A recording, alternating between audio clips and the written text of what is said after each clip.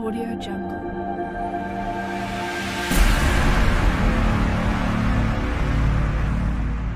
Audio Jungle. একজন মানুষ যিনি কখনো রাসূল সাল্লাল্লাহু আলাইহি ওয়াসাল্লামকে দেখা পেলেন না, কিন্তু তার প্রতি ভালোবাসা ও আনুগত্য ছিল সীমাহীন। একজন মানুষ যিনি দুনিয়ার সমস্ত প্রলোভন ত্যাগ করে কেবল আল্লাহর স্মরণে নিজেকে নিমগ্ন করেছিলেন।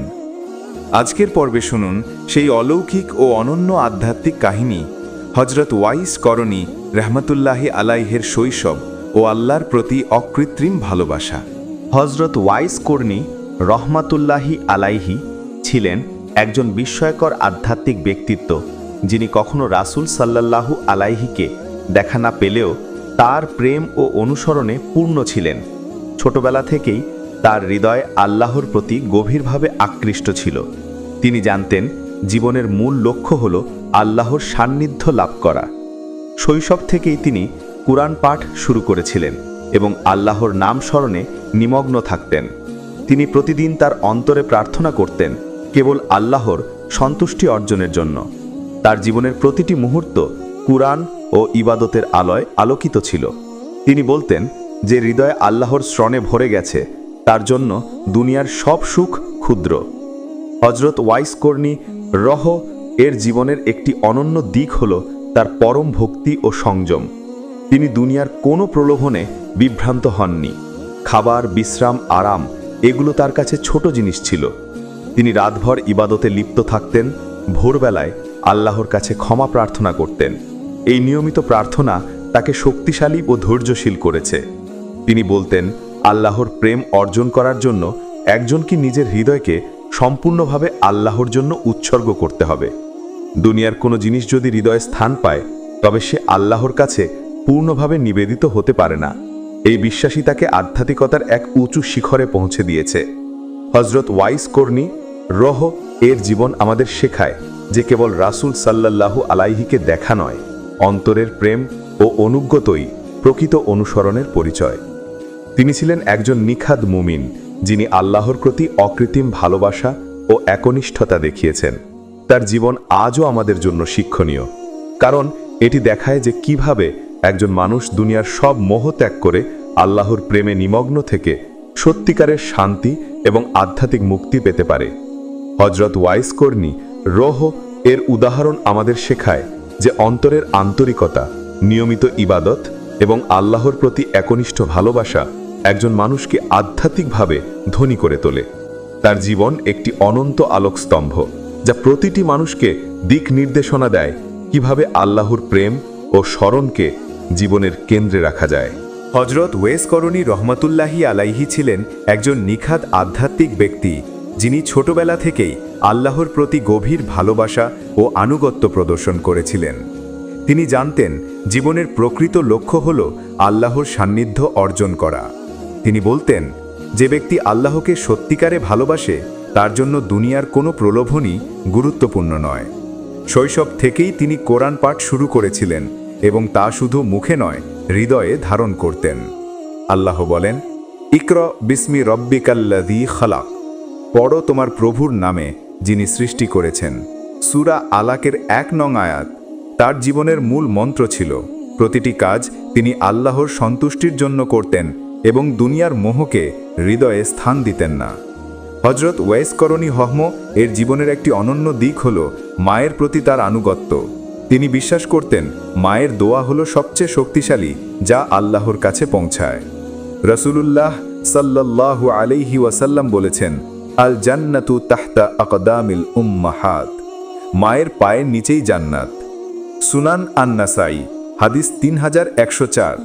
ওয়াইস করণী এর এই বিশ্বাস তাকে আধ্যাত্মিকভাবে দৃঢ় করেছে।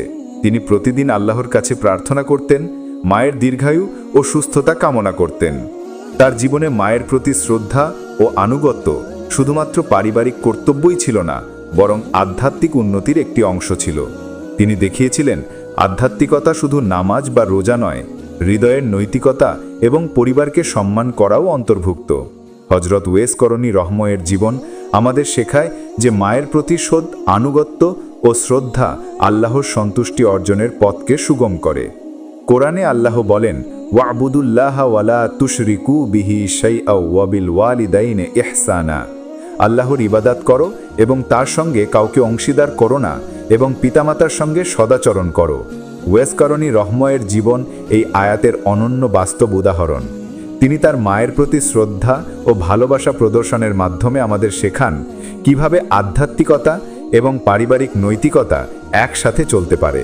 তার জীবন আজও শিক্ষণীয়, কারণ এটি দেখায় যে কিভাবে একজন মানুষ আল্লাহর নিকটতম হতে পারে যখন সে হৃদয়ে আন্তরিক ভালোবাসা ও শ্রদ্ধার সঙ্গে দায়িত্ব পালন করে।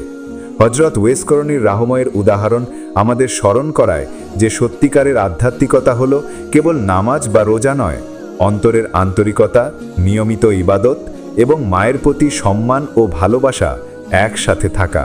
হজরত ওয়াইস করণী রহমতুল্লাহি আলাইহি ছিলেন একজন নিখাদ আধ্যাত্মিক ব্যক্তি, যিনি তার জীবনের প্রতিটি মুহূর্ত আল্লাহর প্রতি প্রেম ও আনুগত্যে নিমগ্ন করেছিলেন। তিনি জানতেন যে ব্যক্তি আল্লাহকে সত্যিকারের ভালোবাসে সে দুনিয়ার কোনো প্রলোভনে বিভ্রান্ত হয় না। শৈশব থেকেই তিনি কোরআন পাঠ শুরু করেছিলেন এবং তা শুধু মুখে নয়, হৃদয়ে ধারণ করতেন। আল্লাহ বলেন, ওয়াবুদুল্লাহ ওয়ালা তুশরিকু বিহি শাইআ। আল্লাহকে ইবাদত করো এবং তার সঙ্গে কাউকে অংশীদার করো না। সূরা আন-নিসা 36। এই আয়াতই তার জীবনের মূল মন্ত্র ছিল। তিনি সব কাজ আল্লাহর সন্তুষ্টির জন্য করতেন এবং দুনিয়ার কোনো মোহকে হৃদয়ে স্থান দিতেন না। যুবক বয়সে তিনি কঠোর ইবাদত পালন করতেন। প্রতিদিনের নামাজ, কোরআন পাঠ ও আল্লাহর স্মরণ ছিল তার জীবনের মূল লক্ষ্য। রাসূলুল্লাহ সাল্লাল্লাহু আলাইহি ওয়াসাল্লাম বলেছেন, আকমালুল মুমিনিনা ঈমানান আহসানুহুম খুলুকান। সবচেয়ে পূর্ণ বিশ্বাসী হলো যাদের চরিত্র সর্বোত্তম। তিরমিজি হাদিস 2478। ওয়াইস করণী রহমহর জীবন এই হাদিসের প্রমাণ। তার চরিত্রে ধৈর্য, বিনয়, সততা ও সদাচরণ ছিল অটল। তিনি দুনিয়ার মোহ ত্যাগ করেছিলেন। খাদ্য, বিশ্রাম, আরাম এইসবকে তিনি ছোটখাটো বিষয় মনে করতেন। তার একমাত্র আকাঙ্ক্ষা ছিল আল্লাহর সন্তুষ্টি অর্জন। কোরআনে আল্লাহ বলেন, ওয়ামা উতিতুম মিন শাইইন ফামাতাউল হায়াতিদ দুনিয়া ওয়াল্লাহু ইনদাহু হুসনুস সাওয়াব। যা কিছু তোমাদের দেওয়া হয়েছে তা দুনিয়ার সাময়িক জীবন, আল্লাহর কাছে রয়েছে চিরস্থায়ী পুরস্কার। ওয়াইস করণী রহমাহর জীবন এই আয়াতের সঙ্গে পুরোপুরি মিলিত। তিনি দুনিয়ার আনন্দ ত্যাগ করে চিরস্থায়ী আধ্যাত্মিক পুরস্কারের দিকে মনোনিবেশ করেছিলেন। তিনি কখনো হতাশ হতেন না। যে কোনো কষ্ট বা পরীক্ষাকে তিনি আল্লাহর পক্ষ থেকে পরীক্ষা হিসাবে গ্রহণ করতেন। তিনি বলতেন, আল্লাহ যাকে পরীক্ষা করেন তাকে মহানতার দিকে নিয়ে যেতে চান। তাই প্রতিটি কষ্ট তাকে নতুন শিক্ষায় সমৃদ্ধ করেছে। ওয়াইস করণী রাহমাহর জীবন আমাদের শেখায় যে অন্তরের খাঁটি ভালোবাসা, নিয়মিত ইবাদত এবং আল্লাহর প্রতি একনিষ্ঠতা একজন মানুষকে আধ্যাত্মিকভাবে ধনী করে। রাসূল সাল্লাল্লাহু আলাইহি সাল্লাম বলেছেন, আফদালুল আমালি আদওয়ামুহা ওয়া ইন কল্লা। সবচেয়ে উত্তম কাজ হলো যা স্থায়ী হয়, যদিও তা কমই হয়। বুখারী হাদিস 6305। ওয়াইস করণী রহমাহর প্রতিদিনের ইবাদত, নামাজ ও কোরআন পাঠ এই হাদিসের পূর্ণ প্রমাণ। তার জীবন আজও আমাদের জন্য আলোকদায়ক। এটি দেখায় কিভাবে দুনিয়ার সমস্ত মোহ ত্যাগ করে একজন মানুষ আল্লাহর প্রতি প্রেম ও আনুগত্যে নিজেকে নিমগ্ন রাখতে পারে এবং চিরস্থায়ী শান্তি ও আধ্যাত্মিক মুক্তি অর্জন করতে পারে। হজরত ওয়াইস করণী রহমতুল্লাহি আলাইহি ছিলেন একজন নিখাদ আধ্যাত্মিক ব্যক্তি, যিনি দুনিয়ার সমস্ত মোহ ত্যাগ করে আল্লাহর প্রতি প্রেম ও আনুগত্যে নিজেকে নিমগ্ন করেছিলেন। তিনি জানতেন একজন সত্যিকারের মুমিনের জন্য দুনিয়ার প্রলোভন কোনো বাধা নয়। তিনি বলতেন, যে হৃদয় আল্লাহর প্রেমে পূর্ণ তার জন্য দুনিয়ার সমস্ত আনন্দ ক্ষুদ্র। তার প্রতিদিনের জীবন ছিল নিয়মিত ইবাদত ও আত্মসংযমে পূর্ণ। রাতের অন্ধকারে তিনি নামাজে লিপ্ত থাকতেন, ভোরে কোরআন পাঠ ও দোয়ায় নিজেকে নিমগ্ন করতেন। আল্লাহ বলেন, ওয়া আল্লাযীহিম লিফুরুজিহিম হাফিজুন। আর যারা তাদের ফুরুজ রক্ষা করে। সূরা আল মুমিনুন 5।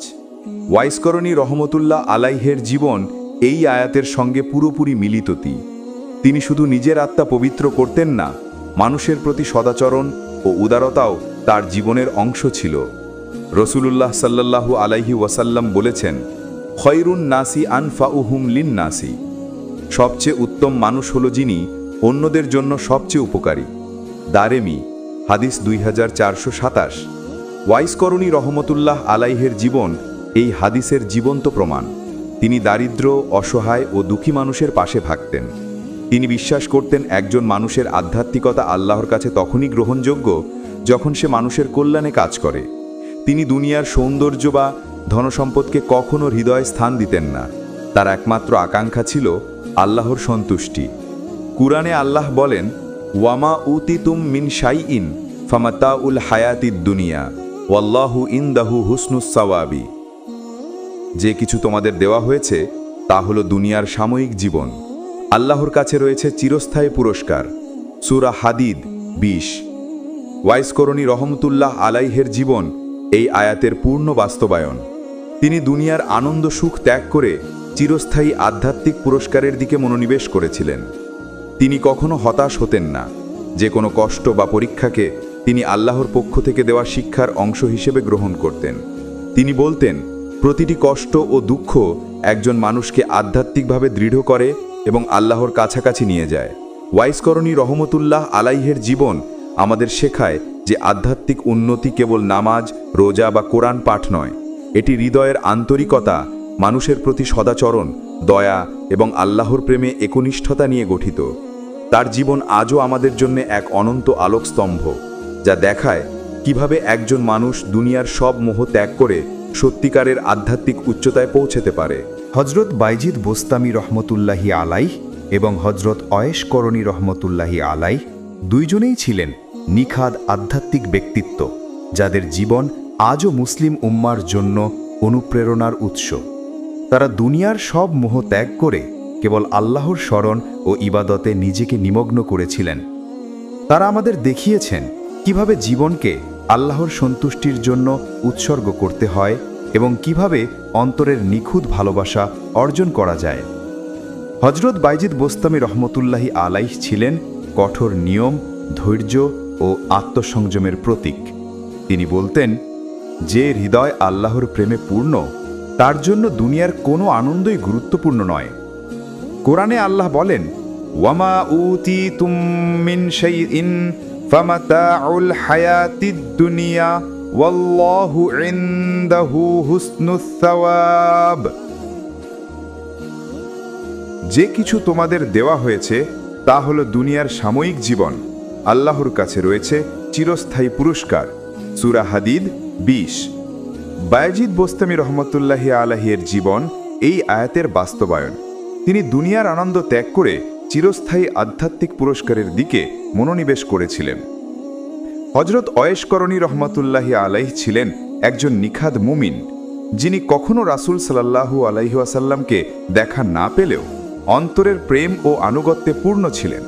তিনি ছিলেন মায়ের প্রতি আনুগত্য ও শ্রদ্ধার উদাহরণ। রাসূল সাল্লাল্লাহু আলাইহি ওয়াসাল্লাম বলেছেন, আল জান্নাতু তাহতা আকদামিল উম্মাহাত, মায়ের পায়ের নিচেই জান্নাত। সুনান আন-নাসাই হাদিস 3104। ওয়াইস করণী রহমতুল্লাহি আলাইহের জীবন এই হাদিসের বাস্তব উদাহরণ। তিনি প্রতিদিন আল্লাহর কাছে প্রার্থনা করতেন, মায়ের সুস্থতা ও দীর্ঘায়ু কামনা করতেন। এই দুই মহান সাধকের জীবন আমাদের শেখায় যে আধ্যাত্মিকতা কেবল নামাজ, রোজা বা কোরআন পাঠ নয়, এটি অন্তরের খাঁটি ভালোবাসা, নিয়মিত ইবাদত, মানুষের প্রতি সদাচরণ এবং আল্লাহর প্রতি একনিষ্ঠতা নিয়ে গঠিত। রাসূল সাল্লাল্লাহু আলাইহি ওয়াসাল্লাম বলেছেন, আফদালুল আমালি আদওয়ামুহা ওয়া ইন কাল্লা, সবচেয়ে উত্তম কাজ হলো যা স্থায়ী হয় যদিও তা কমই হোক। বুখারী হাদিস 6305। বায়েজিদ বোস্তামি এবং অয়েশ করণী রহমতুল্লাহি আলাইহের প্রতিদিনের ইবাদত এই হাদিসের জীবন্ত প্রমাণ। এই শেষ পর্বে আমরা শিখি যে জীবনের উদ্দেশ্য হল আল্লাহর প্রেম ও সন্তুষ্টি অর্জন করা, দুনিয়ার সব মোহ ত্যাগ করে হৃদয়কে পবিত্র করা এবং জীবনকে আল্লাহর উদ্দেশ্যে উৎসর্গ করা, এটাই সত্যিকারের আধ্যাত্মিকতা। হজরত বায়েজিদ বোস্তামি এবং হজরত অয়েশ করণী রহমতুল্লাহি আলাইহের জীবন আমাদের স্মরণ করায় যে সত্যিকারের শান্তি, আধ্যাত্মিক মুক্তি এবং চিরস্থায়ী আনন্দ কেবল আল্লাহর স্মরণ ও প্রেমের মাধ্যমে অর্জিত হয়। এই গল্পের মাধ্যমে আমরা শিখি কিভাবে ধৈর্য, ত্যাগ, ইবাদত ও সদাচরণ আমাদের জীবনের পথপ্রদর্শক হতে পারে। এই শিক্ষাগুলো মনে রেখে আমরা আল্লাহর কাছাকাছি আসার চেষ্টা করলে আমাদের জীবনও হয়ে উঠতে পারে আলোকিত ও পূর্ণ।